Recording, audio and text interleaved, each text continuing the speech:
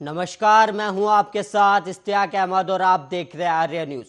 Crime की दुनिया में कुछ राज गहरे होते हैं और हर एक चेहरे में कई चेहरे छिपे होते हैं और हत्या के दाग बड़े गहरे होते हैं और मिटाने को सुराग परत दर परत कई पहरे होते हैं, लेकिन हर पर्दा हटेगा और हर राज खुलेगा।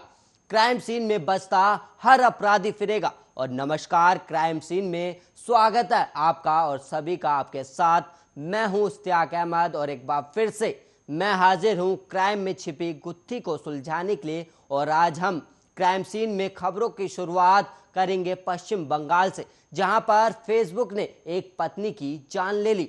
अब पश्चिम बंगाल में फेसबुक चैटिंग पर एक कपल में विवाद इतना बढ़ गया कि शख्स ने पत्नी की जान ले ली। दरअसल पति को शक था कि पत्नी चैटिंग के जरिए अन्य पुरुषों के साथ संबंध बना रही है और इस वजह से उनमें अनबन रहने लगी। और ये अनबन इतनी बढ़ गई कि रविवार को पति ने गला घोंटकर पत्नी की हत्या कर दी। और ये सनसनीखेज घटना पश्चिम बंगाल के हुगली जिले की है, जहां पर हुगली जिले की चंदनगर पुलिस कमिश्नरेट इलाके में पति रिंटू दास ने अपनी पत्नी पल्लवी दास की गला घोंटकर सिर्फ इसलिए हत्या कर दी कि क्योंकि पत्नी फेसबुक चैटिंग में व्यस्त रहती थी और पति को इस बात का संदेह था कि उसकी पत्नी अन्य पुरुषों के साथ फेसबुक चैट के माध्यम से दोस्ती कर रही थी और इस वजह से उसे अपनी पत्नी के कैरेक्टर पर शक हो गया। और वहीं घटना की खबर मिलते ही पुलिस ने घटनास्थल पर पहुंचकर मृतका के शव को अपने कब्जे में लेते हुए इसे पोस्टमार्टम के लिए भेजा। और वहीं अभियुक्त रिंटू दास ने के भाई सिंटू दास ने बताया कि भाभी अच्छे स्वभाव वाली थी, लेकिन उसके भैया हमेशा भाभी पर शक करते थे और हर समय भाभी के साथ मारपीट और अशांति पैदा करते थे। और उनके भैया द्वारा किए गए अत्याचारों से तंग आकर वो अपनी मां के साथ अपने भैया भाभी को छोड़कर कहीं और छोड़कर चले गए।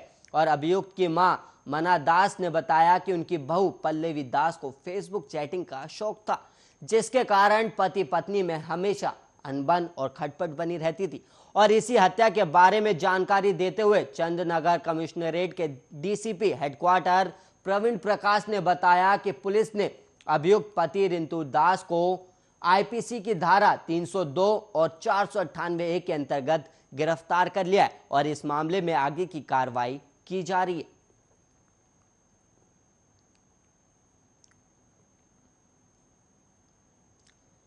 और वहीं जम्मू कश्मीर में नेशनल कॉन्फ्रेंस के वरिष्ठ नेता और पूर्व विधान परिषद सदस्य एमएलसी त्रिलोचन सिंह की हत्या के मामले में दिल्ली पुलिस को बड़ी सफलता हाथ लगी है। और दिल्ली पुलिस की स्पेशल सेल ने त्रिलोचन सिंह वजीर की हत्या के मामले में वांछित एक आरोपी को जम्मू कश्मीर से गिरफ्तार किया है। और जम्मू कश्मीर से पकड़े गए वांछित का नाम हरमीत सिंह बताया जा रहा है। और जानकारी के मुताबिक दिल्ली पुलिस के स्पेशल सेल की टीम ने हरमीत सिंह को जम्मू कश्मीर से लेकर दिल्ली आ रही है। और वहीं बताया जाता है कि हरमीत सिंह को दिल्ली पुलिस के स्पेशल सेल ने जम्मू कश्मीर के सांबा के गांव से पकड़ा।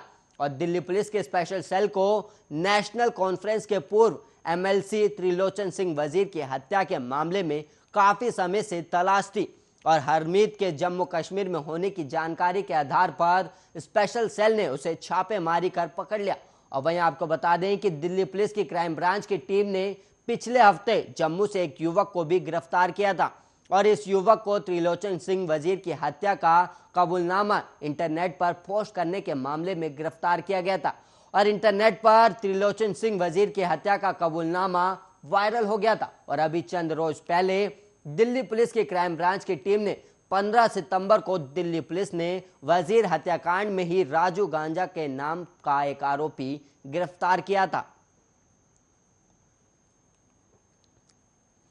और वहीं अगली खबर बिहार से है, जहां पर बिहार के कटिहार जिले में कुछ लोगों ने एक स्कूल के हेडमास्टर की पिटाई कर दी और हेडमास्टर पर अपने स्कूल की एक नाबालिग छात्रा के साथ छेड़छाड़ करने का आरोप है। और आरोपी हेडमास्टर के खिलाफ पोक्सो एक्ट के तहत केस दर्ज कर लिया गया और उसे गिरफ्तार भी कर लिया गया। और वहीं आपको बता दें कि घटना जिले के सीमापुर इलाके में स्थित पिपरी बहियार प्राइमरी स्कूल की है। और वहीं स्थानीय लोगों ने बताया कि स्कूल के हेडमास्टर ने चौथी क्लास में पढ़ने वाली एक 12 साल की लड़की के साथ दुष्कर्म करने की कोशिश की और उसके गाल पर काट भी लिया। और वहीं बच्ची के चिल्लाने पर आवाज सुनकर कुछ लोग रूम की तरफ भागे और इसके बाद आरोपी हेडमास्टर को एक कमरे में अकेले बंद कर दिया गया। और इसी बीच बच्ची के परिजनों और स्थानीय लोगों को इसकी सूचना मिली तो वो स्कूल के बाहर जमा हो गए और कुछ देर में वहां पुलिस भी पहुंच गई। और जब पुलिस आरोपी को साथ ले जाने के लिए बाहर लेकर आई तो लोगों ने आरोपी पर हमला कर दिया और भीड़ ने आरोपी पर लाठी डंडों से हमला कर दिया और पुलिस के सामने ही उसकी जमकर पिटाई कर दी गई। और पुलिस ने काफी मशक्कत से आरोपी को भीड़ से छुड़वाया और अपने साथ ले गए। और इस मारपीट के कुछ वीडियो और फोटो भी सोशल मीडिया पर काफी वायरल हो रहे हैं। और वहीं आरोपी हेडमास्टर का कहना है कि जब वो बच्ची का शोषण करने की कोशिश कर रहा था तब वो अपना दिमागी संतुलन खो बैठा था। और वहीं स्थानीय लोगों का कहना है कि स्कूल में किसी बच्चे के साथ छेड़छाड़ का ये पहला मामला नहीं है और इसलिए लोगों को जब बच्ची के साथ छेड़छाड़ होने की सूचना मिली तो उन्होंने गुस्सा आ गया। और कटिहार एएसपी रशीम ने आज बताया कि पीड़िता का बयान दर्ज कर लिया गया है और वहीं बड़ारी पुलिस थाने में केस दर्ज कर लिया गया। और उन्होंने बताया कि आरोपी को हिरासत में भी ले लिया गया और बच्ची को मेडिकल जांच के लिए भेजने की बात भी उन्होंने कही है। और वहीं दिल्ली के रणहोला थाने इलाके में बॉयज सीनियर सेकेंडरी सरकारी स्कूल में एक छात्र ने अपने टीचर के सिर पर लोहे की रॉड मारकर उन्हें गंभीर रूप से घायल कर दिया, जिसके बाद पुलिस ने स्कूल की शिकायत पर आरोपी लड़के को गिरफ्तार किया है। और वहीं आरोपी लड़का 11वीं का छात्र है और वो 11वीं कक्षा में ही 2 बार फेल भी हो चुका है। 21 वर्षीय ये छात्र शनिवार को क्लास में टीचर की मौजूदगी में हंगामा कर रहा था और इस दौरान टीचर ने उसे ठीक से बैठने के लिए बोला, जिसके बाद वो आग बबूला हो गया और क्लास खत्म होने के बाद उसने टीचर के ऊपर एक लोहे की रॉड से हमला कर दिया। फिलहाल इस मामले में आरोपी छात्र को गिरफ्तार कर 14 दिन की न्यायिक हिरासत में भेजा गया। और वहीं आपको बता दें कि डीडीएमए द्वारा जारी आदेश के मुताबिक दिल्ली में 8वीं तक के स्कूलों को फिलहाल बंद रखने का फैसला है और वहीं 9वीं से 12वीं तक की कक्षाएं 50% क्षमता के साथ चल रही हैं और स्कूल खुलने के बाद छात्र और अध्यापकों का स्कूल जाना शुरू हो गया। और इसी क्रम में रणहोला इलाके के सरकारी स्कूल में यह घटना सामने आई है। और वहीं यूपी के अमरोहा जिले में एक हैरान करने वाला मामला सामने आया। यहां 27 साल की एक महिला ने रजबपुर पुलिस स्टेशन में एक शिकायत दर्ज कराई है और इस मामले में उसके पति के परिवार के 12 सदस्यों पर सामूहिक बलात्कार और महिला के साथ क्रूरता, अप्राकृतिक अपराध आईपीसी और दहेज की धाराओं के तहत मामला दर्ज किया गया है। और वहीं बलात्कार की शिकार महिला ने आरोप लगाया कि उसके पति के परिवार के एक सदस्य और उसके दोस्त ने कहा कि अगर उसके पति को उसे दहेज में एक एसयूवी और 5 लाख रुपए नहीं मिलेगा तो ये जारी रहेगा। और महिला ने यह भी बताया कि मेरी 3 साल पहले शादी हुई थी और मेरे माता पिता ने दहेज के रूप में बहुत कुछ दिया था। और वहीं कुछ महीनों के बाद मेरे पति और उनके परिवार ने 5 लाख रुपए नगद और एक लग्जरी कार की मांग की। जब मैंने अपने पिता पर दहेज के लिए दबाव डालने से इनकार कर दिया तो उन्होंने मुझे प्रताड़ित करना शुरू कर दिया। और महिला ने आरोप लगाया है कि उसके साले और उसके दोस्त ने उसके साथ बलात्कार किया और जब उसने अपने पति को घटना की जानकारी दी तो उसने कहा कि अगर उसे एसयूवी और 5 लाख रुपए नहीं मिले तो ये जारी रहेगा। और इसके बाद वो अपने माता पिता के घर चली गई और पुलिस स्टेशन में एक शिकायत दर्ज कराई है। और वहीं बिहार में समस्तीपुर जिले के विभूतिपुर थाना क्षेत्र में नाबालिग लड़की के साथ गैंगरेप के मामले में पुलिस ने 4 आरोपियों को अरेस्ट किया है। और वहीं हालांकि एक आरोपी अभी भी पुलिस की गिरफ्त से फरार है। और वहीं आपको बता दें कि पीड़ित लड़की अपने फ्रेंड मनीष कुमार के साथ रोसड़ा से घूमकर देर रात अपने घर लौट रही थी और जब ये दोनों सिंगिया पुल के पास पहुंचे तब दिलीप कुमार ठाकुर और कैलेश महतो ने दोनों को पकड़ लिया और इसके साथ ही अपने 2 और दोस्त राम ललित सिंह और पप्पू कुमार को कॉल करके बुला लिया। और वहीं उसके बाद चारों ने मिलकर लड़की और उसके फ्रेंड को पकड़ लिया और सुनसान जगह पर ले गए जहां चारों ने पीड़ित लड़की के साथ गैंगरेप की घटना को अंजाम दिया। और इसके बाद ललित ने पप्पू के मोबाइल से नाबालिग लड़की के दोस्त के साथ रेप करते हुए वीडियो बना लिया और पीड़िता ने विभूतिपुर थाना में आवेदन देकर न्याय की गुहार लगाई थी, जिसके बाद समस्तीपुर के एसपी मानवजीत सिंह ढिल्लों के निर्देश पर आरोपियों की गिरफ्तारी के लिए विशेष टीम का गठन कर छापेमारी शुरू की गई और पुलिस ने इस मामले में मनीष कुमार, दिलीप ठाकुर, पप्पू कुमार और रामललित सिंह को गिरफ्तार कर लिया और साथ ही रेप का वीडियो बनाने वाले मोबाइल को भी जब्त कर लिया। और वहीं आपको बता दें कि जबकि एक आरोपी कैलाश महतो अभी भी फरार चल रहा है और इसके खिलाफ थाने में पहले से ही आर्म्स एक्ट का मामला दर्ज है।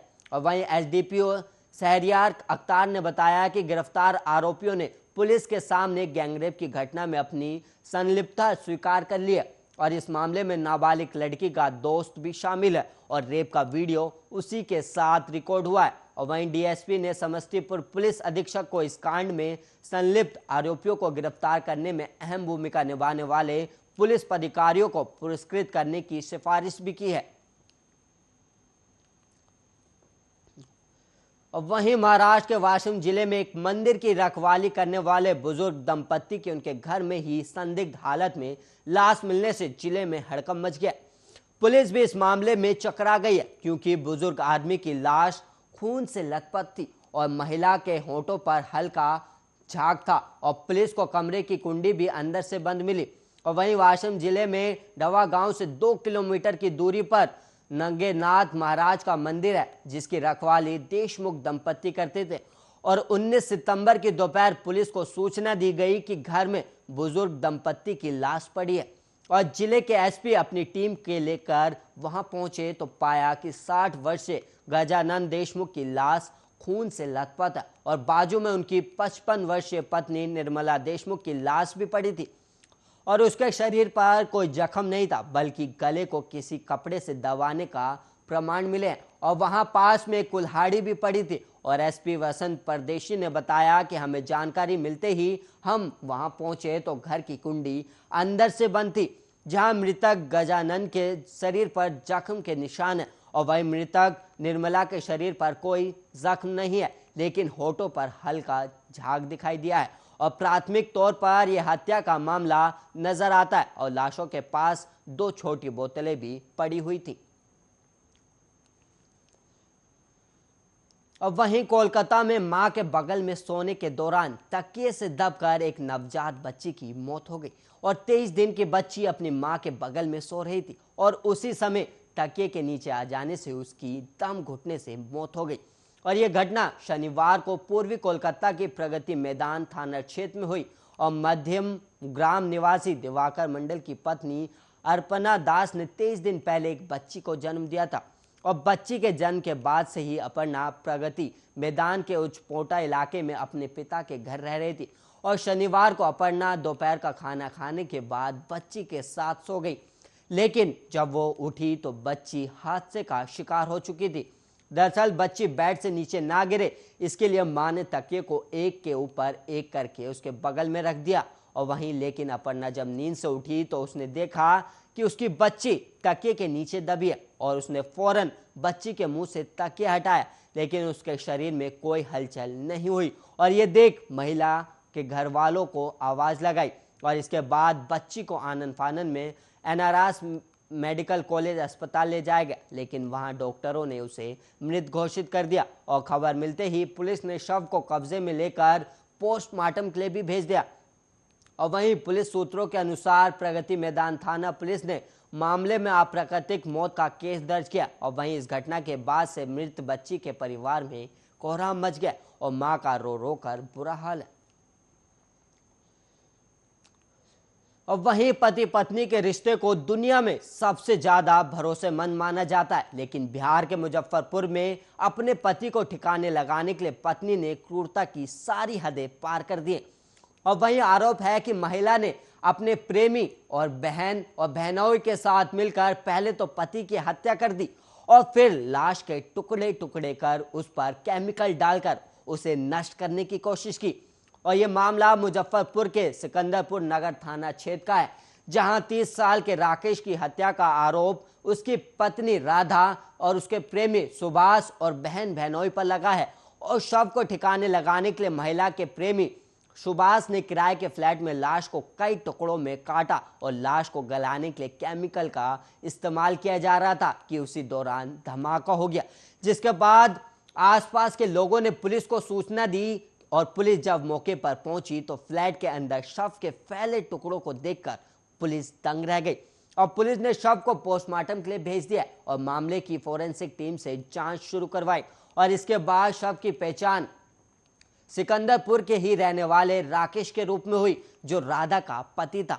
क्योंकि मृतक राकेश बिहार में शराबबंदी के बाद भी अवैध शराब का धंधा करता था, इसलिए वो पुलिस के रडार पर था। और यही वजह है कि वो ज्यादातर समय छुप छुप कर और इधर उधर रहता था। और इस दौरान राकेश का साथी सुभाष उसकी पत्नी की देखरेख करता था।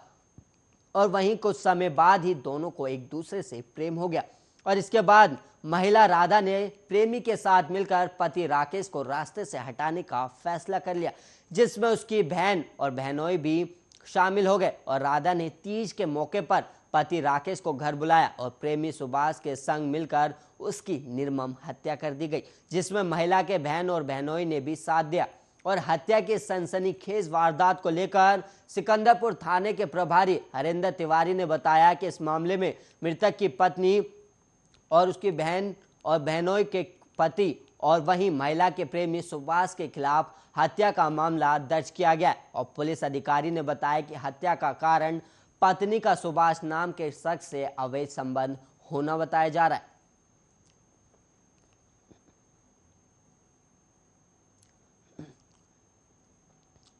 और वहीं कहते हैं नशा नाश की जड़ है, और इसका जीता जागता उदाहरण राजस्थान के भरतपुर में उस समय देखने को मिला जब एक व्यक्ति शराब के नशे में अपनी पत्नी और बच्चों की पिटाई कर रहा था। और जब आरोपी की मां बीच बचाव करने आई तो नशेड़ी युवक ने अपनी बुजुर्ग मां को छत से धक्का देकर उसकी हत्या कर दी।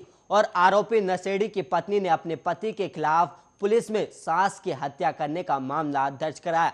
और मामला मथुरा गेट थाना इलाके में वीना नारायण गेट के पास का है। और ये शेर सिंह शराब के नशे का आदी है और रोजाना शराब का नशा करके अपनी पत्नी और बच्चों की पिटाई करता है। और वो देर रात भी शराब का नशा करके आया था और पत्नी रूमा देवी और बच्चों की पिटाई कर रहा था। तभी उसकी मां बचाने के लिए पहुंची तो उससे नाराज होकर आरोपी ने अपनी बुजुर्ग मां की छत से धक्का देकर हत्या कर दी। और मथुरा गेट थाना प्रभारी रामनाथ गुर्जर ने बताया कि शराब के नशे का आदी एक व्यक्ति ने अपनी बुजुर्ग मां को छत से धक्का दे दिया था और जिससे उसकी मौत हो गई। और वो शराब के नशे में अपनी पत्नी और बच्चों की पिटाई कर रहा था। तभी उसकी मां बचाने के लिए पहुंची तो उससे नाराज होकर अपनी मां को छत से धक्का देकर नीचे गिरा दिया। और पुलिस ने शव का पोस्टमार्टम भी कराया और आरोपी की पत्नी रूमा देवी ने अपने पति के खिलाफ अपनी सास की हत्या करने का मामला दर्ज कराया। और उधर नगर निगम के वार्ड पार्षद चंदा पांडे ने बताया कि शेर सिंह नाम व्यक्ति शराब के नशे का आदी है और रोजाना शराब का नशा करके अपने घर में झगड़ा करता है। और देर रात उसने शराब के नशे में जब झगड़ा कर रहा था तो अपनी मां की छत से धक्का देकर उसकी हत्या कर दी गई।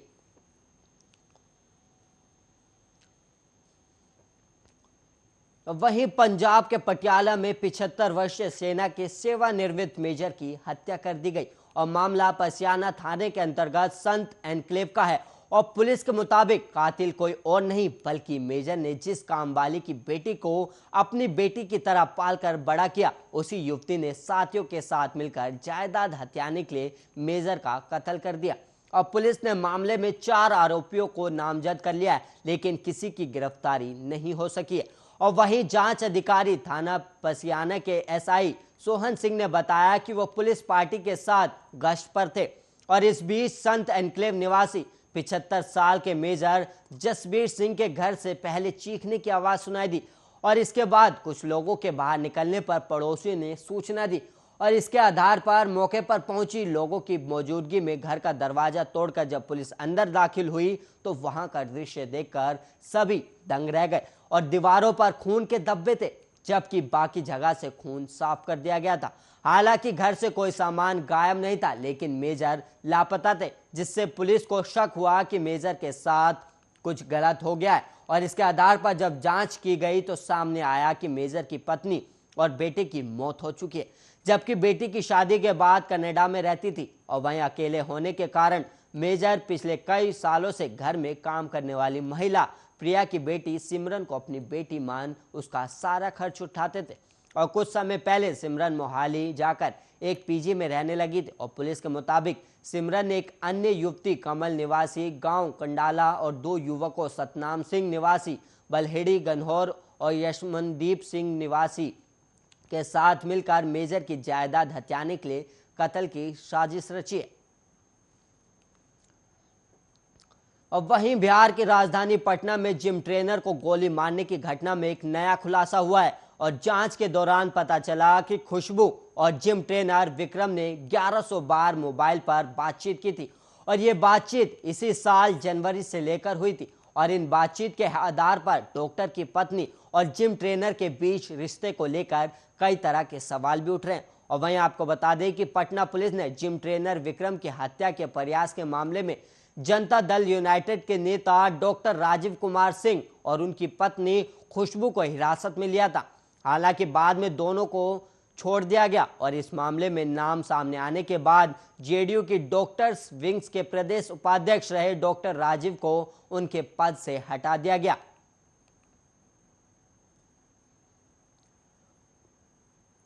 और वहीं क्राइम बुलेटिन में इतना ही। ऐसी ही देश और दुनिया की तमाम खबरों के लिए आप बने रहिए आर्या न्यूज के साथ।